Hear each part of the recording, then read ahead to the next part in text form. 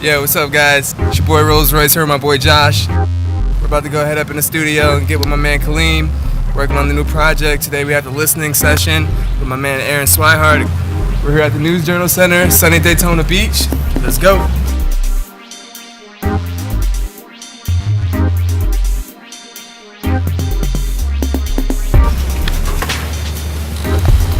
Yo, what up? What up? We out of here. And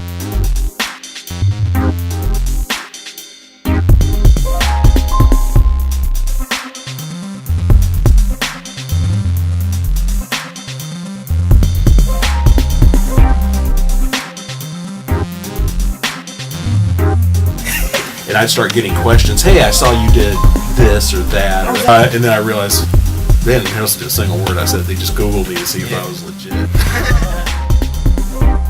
I'm an instructor at Daytona State College, and I had Cal, actually, I believe 3 out of his 4 semesters. I had him for the very first survey class all the way through Engineering 2. It was really about that 3rd semester when we got to Engineering 2.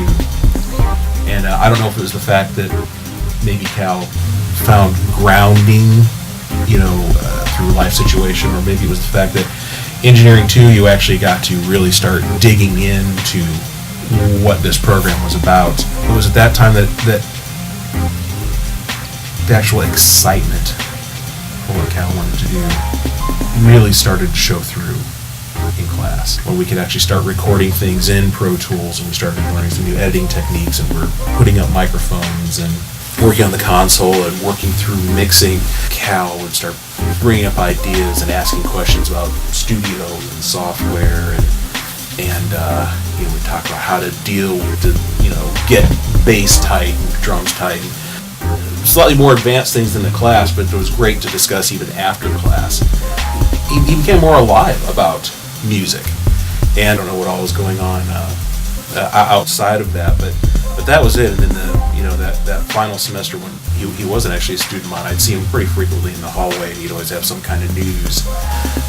Mr. Swing, I'm working on some stuff. I really want you to hear it. And I was completely excited because when he left my class, I could tell that something inside had sparked, and he was ready to go for it and make a statement with production and that kind of thing.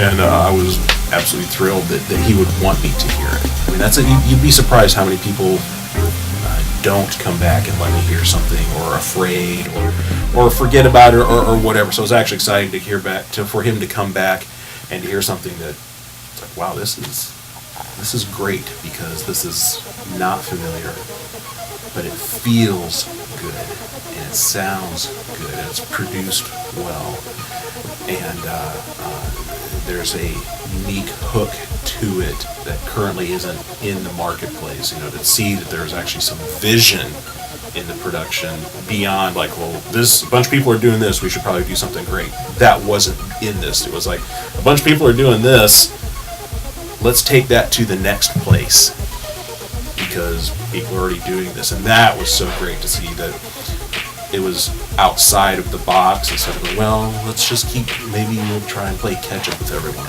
So it was great to hear something like that's pretty refreshing to hear. Where do you see me going in the future, from what you heard? What do I see? Well, hopefully I can get free tickets to a concert sometime. The album. I mean, With you. Shoot, I'd love that.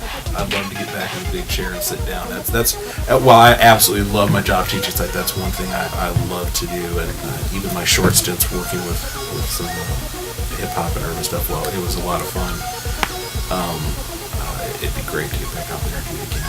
I thought the tracks were progressive enough to garner some attention somewhere, and move him into the level of definitely some regional and beyond that radio play. And I see that even more so now, the excitement in his voice and the excitement in the way he walks and the way he presents himself, that he's got a drive to make that next step, to be playing the larger venues, and to actually maybe start doing some production for possibly other acts to even help that break for him as a producer artist. I can see that vision in his head, and I can hear that in his tracks. And I think there's going to be some people that probably notice that, hey, this isn't the same old thing that we just got 15 MP3s of in the email. This is actually something we need to pay attention to right now. So make sure you get your publishing straight.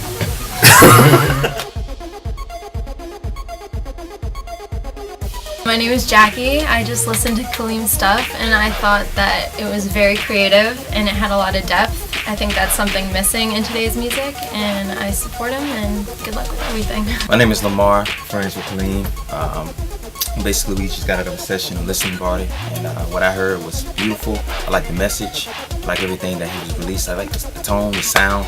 I feel like, we need more of that inspirational hip hop in the industry, and I feel like he's gonna go far, so I support him. You.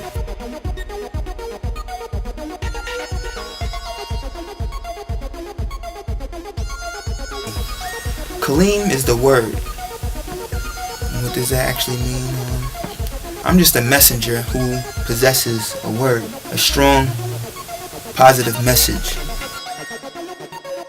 My main influence would probably have to be my Lord and Savior Jesus Christ. As far as music influences, Nas, because of his creative way of, expressing what's going on in his community.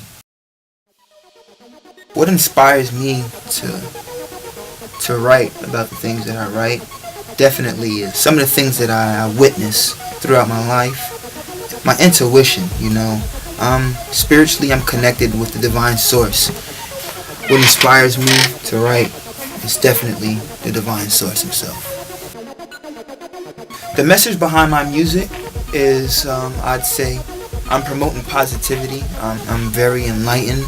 I do know that we all have greatness in us, and that greatness has a purpose to it. The message that I'm releasing with Limitless, to begin with, on the whole Kaliym X, living without boundaries, day-to-day people who tend to believe that, we have limits on what we can do, where we can go in our lives, and etc.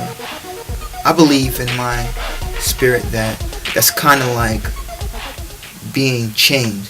Somebody made you believe, or something made you believe, that you can't do certain things, and we really can do a lot. And I just want to break chains from a lot of people that need to hear this message. Where can I see myself in the next year? I can't really call it right now. Really, we're never promised really tomorrow, but I do know that you guys have a lot of material coming your way, planned, scheduled already, and you guys should just stay tuned.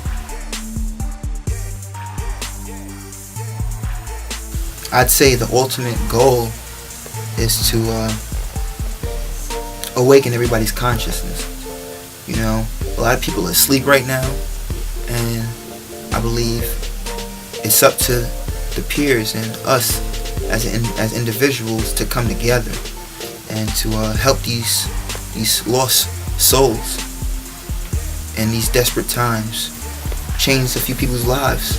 That's my goal.